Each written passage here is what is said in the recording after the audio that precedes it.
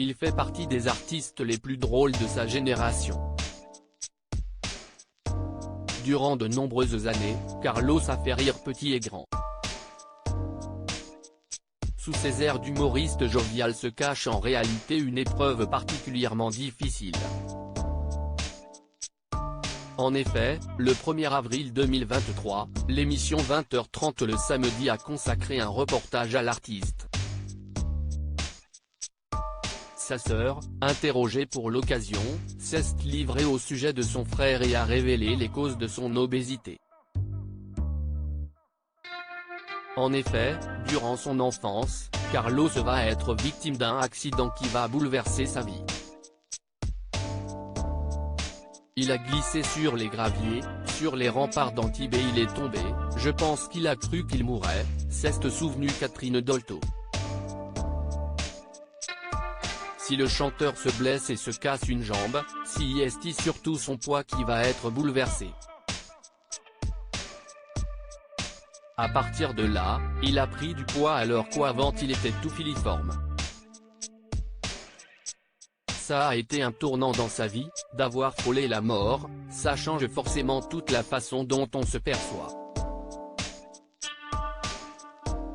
C'est cette même sœur qui a annoncé en 2008 le décès de l'humoriste au journal Le Monde. Carlos s'en est allé à l'âge de 64 ans après avoir combattu un cancer du foie foudroyant. Hospitalisé à Clichy en janvier 2008, il succombera à la maladie.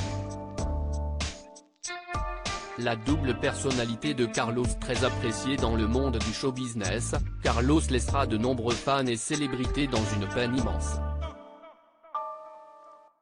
Mais sous ses airs de joyeux luron, sa sœur insiste sur un point, l'humoriste avait une double personnalité. Il y avait le Carlos léger, drôle, avec un humour extraordinaire.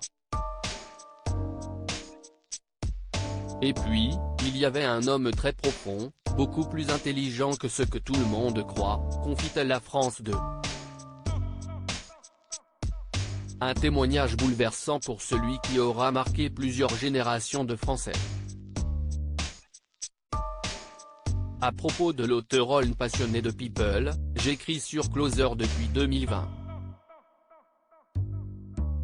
Vos célébrités préférées n'ont plus de secret pour moi.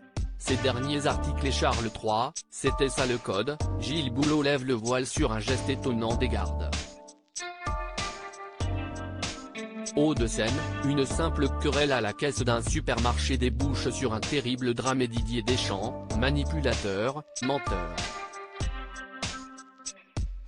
Attaqué par un célèbre journaliste, il prend des